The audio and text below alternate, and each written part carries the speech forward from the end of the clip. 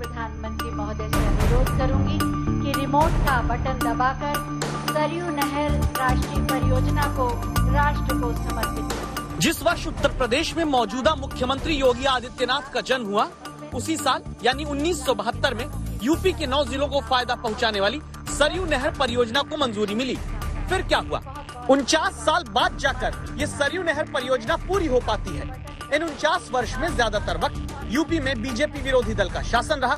विकास की नहर सिंचाई के लिए तब पूरी होती है जब बीजेपी की राज्य में भी सरकार है, केंद्र में भी।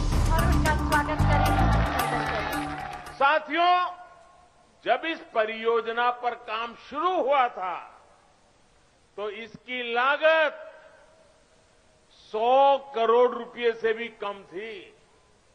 जरा आप बोलेंगे कितनी लागत थी उस समय जब शुरू होना था तब? कितनी थी? 100 करोड़। और आज कहां पहुंचा मालूम है?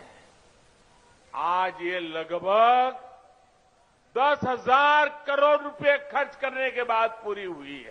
पहले 2 वर्षों में तत्कालीन प्रदेश सरकार ने रुचि नहीं ली। उससे पहले की सरकार, चाहे वह कांग्रेस की रही हो, बहुजन समाज पार्टी की रही हो या समाजवादी पार्टी की रही हो, उनके अंदर तो रुचि थी ही नहीं। विकास का मुद्दा छोटा नहीं होता। क्या लखनऊ की लड़ाई में भी इसका असर होगा? जवाब 2017 के चुनावों के बाद के पोस्ट पोल सर्वे में खोजते हैं। CSDS लोकनीति के इलेक्शन सर्वे में जनता ने किस मुद्दे को सोचकर वोट दिया के बदले में जवाब मिला कि विकास के मुद्दे पर 29% लोग वोट देने की बात कहते पाए गए।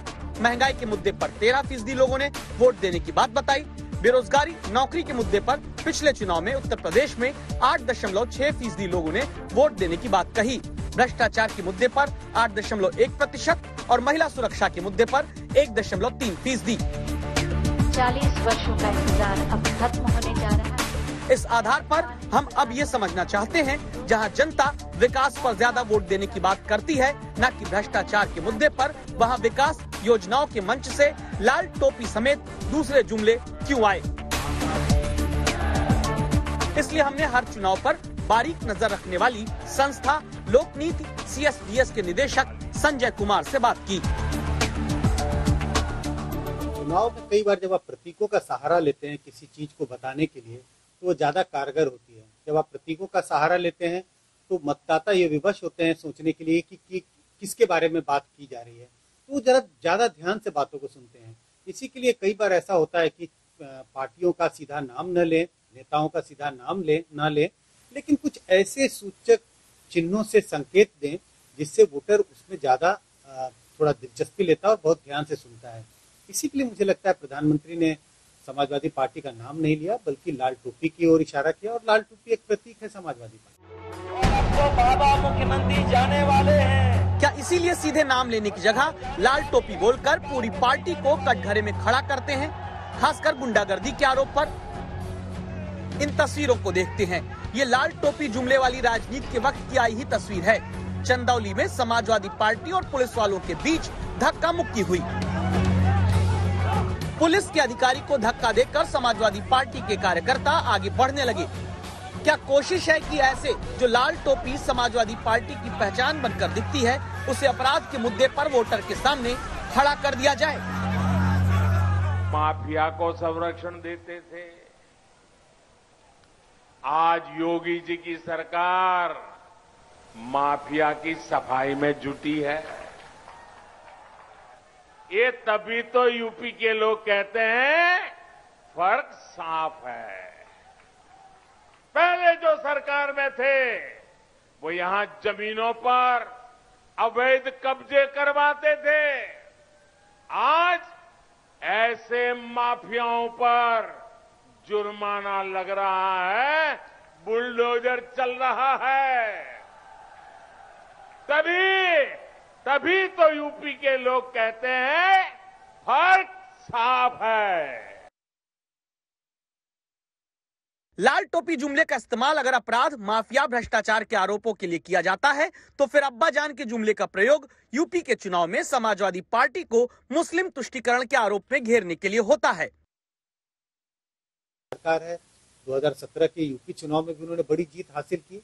तो बीजेपी आज हम कहते हैं कमांडिंग स्टेज में है। बीजेपी का जनाधार बहुत बड़ा है और इसकी एक वजह बहुत साफ है। बीजेपी ने इस बात का बहुत खुलकर प्रचार प्रसार किया कि जो दूसरी पार्टियां हैं जो आज विपक्ष में बैठी हैं, इन पार्टियों ने धार्मिक एक तरह से मुस्लिम तुष्टीकरण किया है। जो माइनॉरिटीज हैं उनके जरूरतों को ज्यादा ध्यान रखा और मेजॉरिटी कम्युनिटी जो हिंदू हैं उनके हितों की अनदेखी की गई है। मुस्लिम तुष्टीकरण के आरोपों पर अब्बा जान के बहाने एसपी क्यों घिरती है? वजह ये कि 2013 में अखिलेश सरकार ने हाई स्कूल पास मुस्लिम लड़कियों को 30,000 रुपए आगे की शिक्षा या शादी के लिए दिए जाने का फैसला किया था। तब इलाहाबाद हाई कोर्ट ने धर्म के आधार पर आर्थिक मदद दिए जाने पर नोटिस देकर जवाब तक मांगा था। 2014 के लोकसभा चुनाव से पहले 30 विभागों की 85 योजनाओं में 25% कोटा अल्पसंख्यकों के लिए ही बढ़ाने का ऐलान भी समाजवादी सरकार ने किया था। अखिलेश सरकार ने 2016 और 17 में 10वीं से नीचे की कक्षाओं में पढ़ने वाले अल्पसंख्यकों की छात्रवृत्ति के लिए 537 करोड़ रुपए भी आवंटित किए थे। जवाब में अब अखिलेश यादव बीजेपी को वोटों के ध्रुवीकरण करने वाली पार्टी बताते हैं। बहुत ध्यान से अगर देखोगे तो लाल रंग से मिलता जुलता काम होने लगा है स्टेज पर भी, और कपड़े भी लोग मिलता जुलता लाल से पहनने लगे। देखिए दोबारा आज टीवी पर, तो इसका मतलब लाल की तरफ जा रहे हैं सब, लाल रंग के समर्थन में जा रहे हैं सब। आज भी अगर आप ध्यान से देखोगे क्या लाल रंग से मिलता जुलता कोई नहीं पहन के आ रहा है। तो ये संदेश है आपको कि लाल की तरफ जाइए सब लोग। लखनऊ की लड़ाई में जुमलों की राजनीति का तीसरा शब्द है शमशान कब्रिस्तान। इसका प्रयोग पिछले चुनाव में भी हो चुका है, इस बार भी मुख्यमंत्री कर रहे हैं। पैसा ग्रामीण विकास के लिए नहीं, पैसा तीर्थों के विकास के लिए नहीं, पर्व और त्योहारों के लिए नहीं, कब्रिस्तान की बाउंड्री के नाम पे लूट खसोट करने के लिए दिया जाता था। बड़ी संख्या में यहाँ पर मंच पर देता है।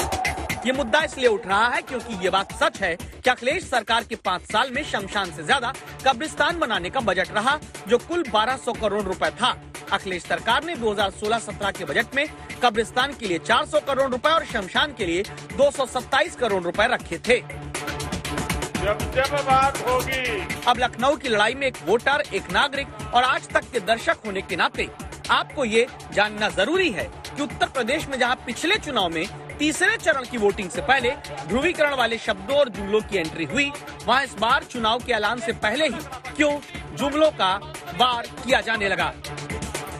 कई बार हमने देखा है जब चुनाव कई दौर में होता है, जब कई फेजेस में होता है, तो शुरुआती दौर में शायद उतने तीखे प्रहार एक पार्टी दूसरे पर नहीं करती है, लेकिन जैसे जैसे चुनाव दूसरे, तीसरे, चौथे दौर में प्रवेश करता है तो तीखे प्रहार एक पार्टी के द्वारा दूसरी पार्टियों पर ज्यादा हो जाते हैं। लेकिन यूपी में तो अभी चुनाव की घोषणा भी नहीं हुई, अभी तारीखों की भी घोषणा नहीं हुई है और तीखे प्रहार एक पार्टी दूसरी पार्टियों पर कर रहे हैं। मुझे लगता है इस बात का संकेत है, इस बात का ये संकेत है कि चुनाव जो है इस बार काफी तीखा होने वाला है। चुनावी एक्सपर्ट मानते हैं कि अभी इलेक्शन की तारीखों के ऐलान से पहले ही जुमलों से माहौल को तीखा करने के पीछे बड़ी वजह है। वजह यह कि अपना कोर वोटर किसी भी हालत में हिलने ना पाए। वोटर और उत्साहित होकर उन्हीं जुमलों के साथ चर्चा करे, फायदा सीधे वोट के रूप में पार्टियों को हो।